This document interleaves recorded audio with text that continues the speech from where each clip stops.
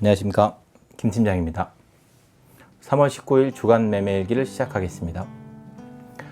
녹화를 하고 있는 지금은 3월 22일 월요일이고요. 원래는 이제 3월 19일 금요일 날 녹화를 해서 주말 중에 업로드를 했어야 되는데 개인적인 사정에 의해서 녹화를 월요일 날 하고 있습니다. 예.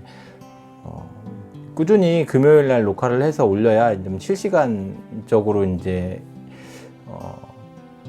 시장 상황이나 이제 매매했던 내용들을 업로드를 해야 되는데 좀 개인적인 사정에 의해서 업로드가 좀 늦어진 점 죄송하게 생각합니다. 웬만하면 업로드 날짜를 꼭 지켜서 업로드를 하도록 하겠습니다. 3월의 셋째 주 매수에 대해서 보겠습니다. 필리핀 골드 선물, 콩 선물, 건설, 철강 소재, 자동차, 미디어 콘텐츠, 부동산 인프라 고배당, 삼성그룹 펀더멘탈, 중소형 가치, 나이스 평가정보, 동서, 인천 도시가스입니다. 요즘에는 시장이 뭐 급등하지도 않고 그렇다고 급락하지도 않고 뭐 이슈에 따라서 상승을 많이 한다거나 뭐 하락을 엄청 많이 한다거나 이러질 않아요. 그래서 저는 이제 제가 어떤 걸 매수하고 어떤 걸 매도하는지 기준이 있으니까 일단 그 기준에 의해서 매매를 하고 있는데 꾸준히 차익 실현이 되고 있고 계속 추가적으로 매수를 하면서 전체적으로 투자 금액을 늘려가고 있는 상황이거든요. 골드 금값도 가격이 이제 바닥을 찍지 않았나 싶을 정도로 반등을 좀 하고 있는 걸로 되어 있고 그리고 부동산 고배당이고요. 삼성그룹 펀더멘털 그룹 관련주, 동서가 급락을 했지만 반등을 또 하고 있습니다.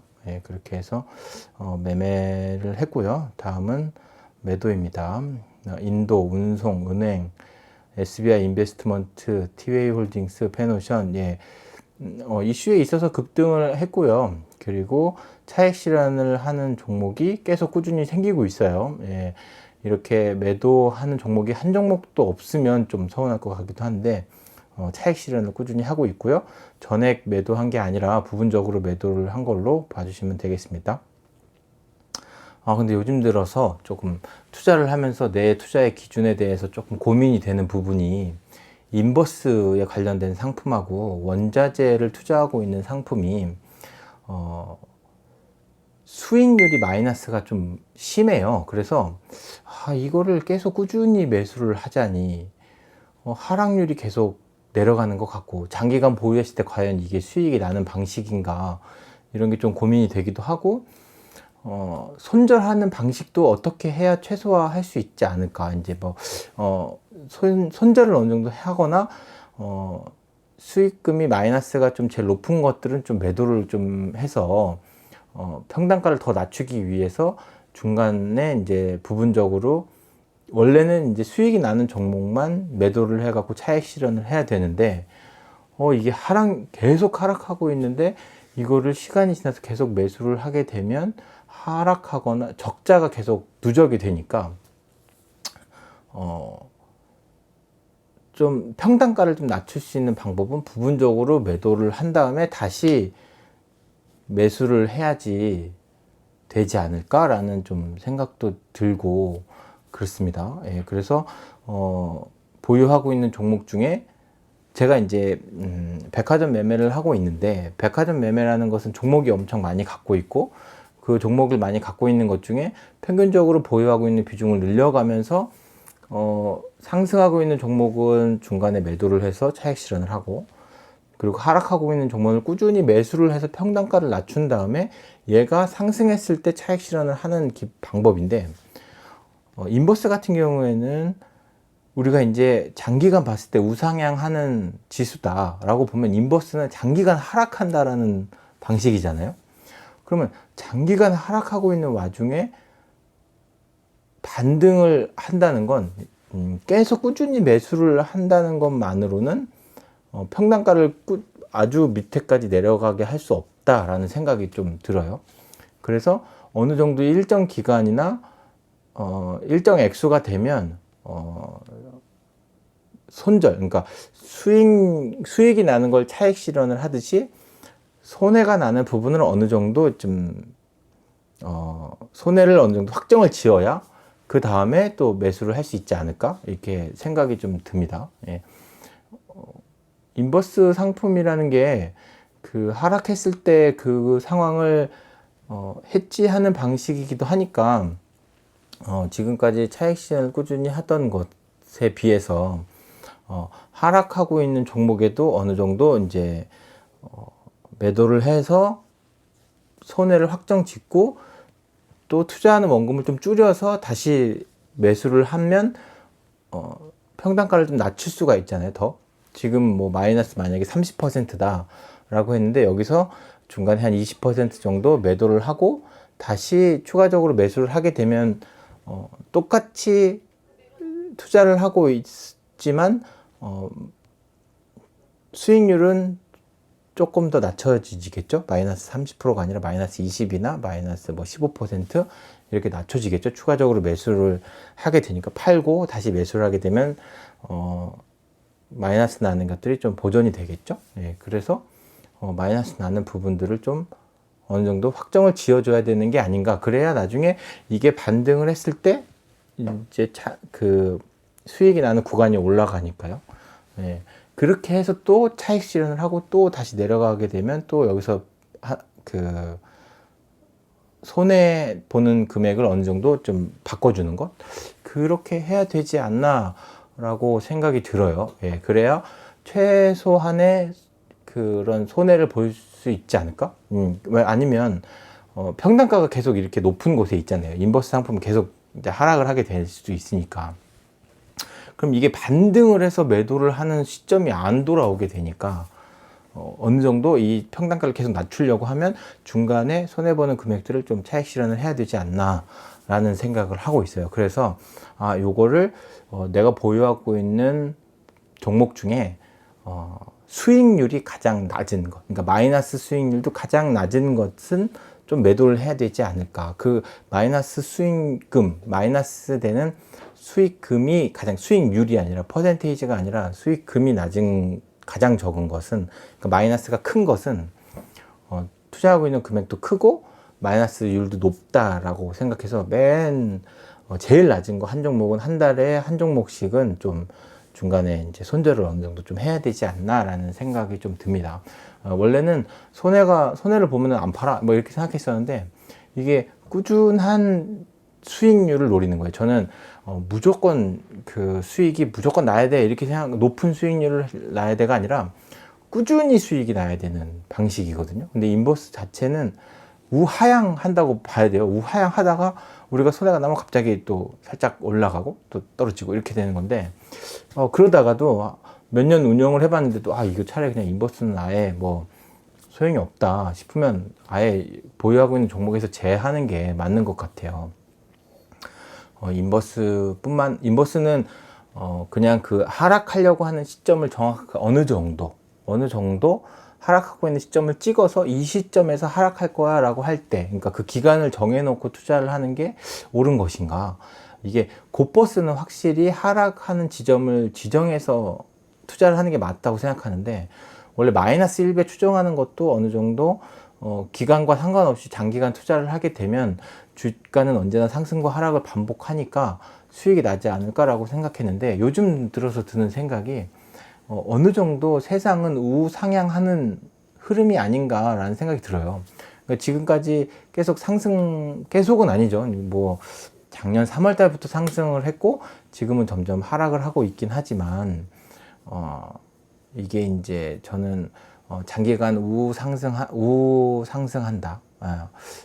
우상향한다 라고 하니까, 그러니까 인버스 상품보다도 종목과 투자하고 있는 뭐 ETF 뭐 이런 데 더 많이 투자를 하고 있다는 얘기는 상승에 더 많이 투자를 한다는 거잖아요. 하락보다는. 근데 하락을 조금 더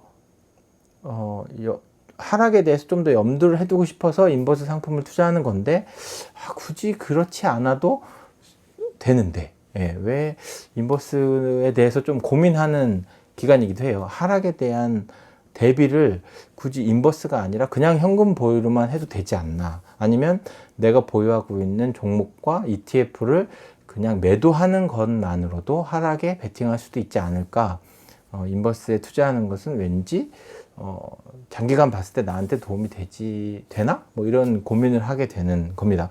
예, 그만큼 지금까지 상승했던 여력이 더 크고, 과연 하락하는 시장이 올까라는 의문도 들기도 하고, 그러니까 이런 생각이 드는 것 같아요. 예. 근데 꼭 하락이 오기 전에, 사람의 심리라는 게, 내가 만약 그거를 너무 빨리 결정하게 되면 손해를 보는 경우도 있고, 또 빨리 결정을 봐야 또 이득을 보는 경우도 있긴 한데, 지금은 조금 더 제가 인버스에 대해서는 좀 더 지켜보고 있고, 아까 말씀드렸던 인버스도 손절을 좀 어느 정도 해서 마이너스 되는 금액을 좀 절충할 수 있는 방식으로 일단 운영을 해보고요. 장기적으로 또 어떤 방향으로 가게 될지는 나중에 좀 더 시간이 지나고 나서 그런 생각이, 다른 방안이 또 들겠죠. 네. 그래서 일단 제가 이번에 생각한 거는 이달 말 3월 말 마지막 째주나 4월 첫째 주에 매매를 하게 될 때 손해 보는 금액, 평가 금액, 평가 손해 금액, 손익 금액이 가장 낮은 거, 그러니까 마이너스가 가장 큰 것은 부분적으로 매도를 해서 마이너스 보는 금액을 좀 줄이고, 다시 제가 만약에 보유하고 있는 종목에 대한 일정 부분을 매도를 하게 되면 투자 비중이 좀 줄어들게 되잖아요. 그럼 제가 투자 비중이 줄어들면은 추가적으로 매수를 하게 되니까, 매수를 하게 되면 수익률도, 마이너스 수익률도 조금 더 올라가게 되고, 마이너스율이 좀 줄어들게 되고, 손해보는 금액도 좀 줄어들게 될 거예요. 부분적으로 매도를 했으니까.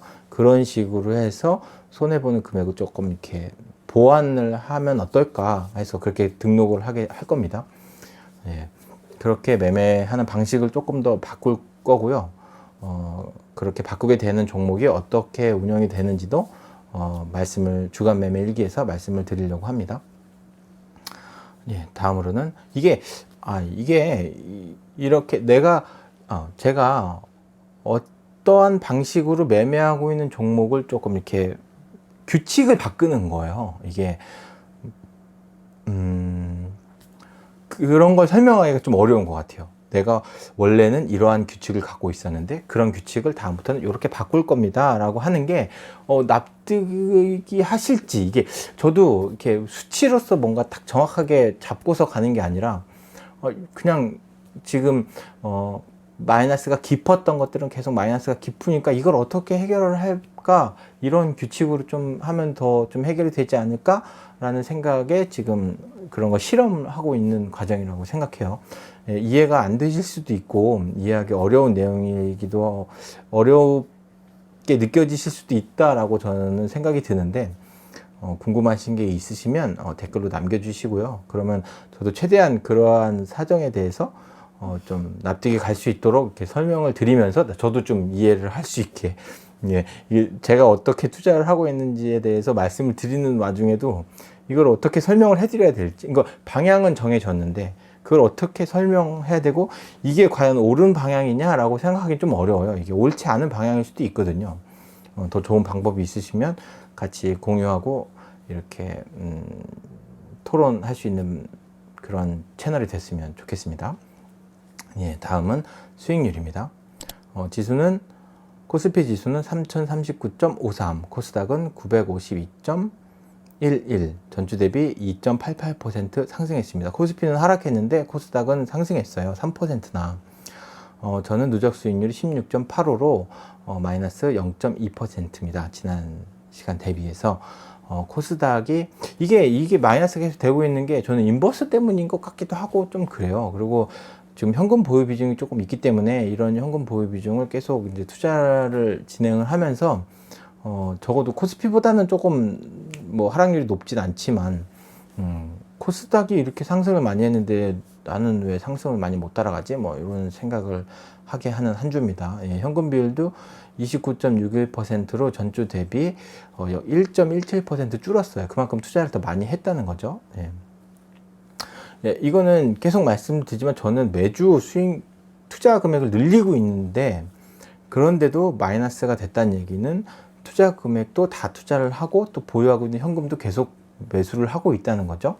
그만큼 지수 자체가 조금 하향하고 있다는 거예요. 지수가 하락을 하면 매수를 좀 더 하게끔 하는 그런 알고리즘으로 투자를 하고 있어요. 예, 제가 뭐 컴퓨터를 이용해서 막 하는 게 아니라 엑셀에 이제 매주 그 금요일 종가를 이렇게 기록을 해서 상승률과 하락률을 이렇게 적용해 갖고 가중치를 부여해서 이제 투자를 하고 있는데 그런 거에 대해서 좀 설명을 하는 영상도 올리고 있고 합니다. 네, 이렇게 좀 인버스에 대해서 좀 의문을 품게 되고 어떻게 하면 조금 더 수익률을 높일 수 있는 방법이 없을까라는 생각을 하면서 한 주간의 투자를 마쳤습니다. 이슈가 엄청 많아요. 지금 특히 어떤 투자를 해야 되느냐, 어디에 투자를 해야 되느냐에 대해서 고민을 되게 많이 하는 것 같아요.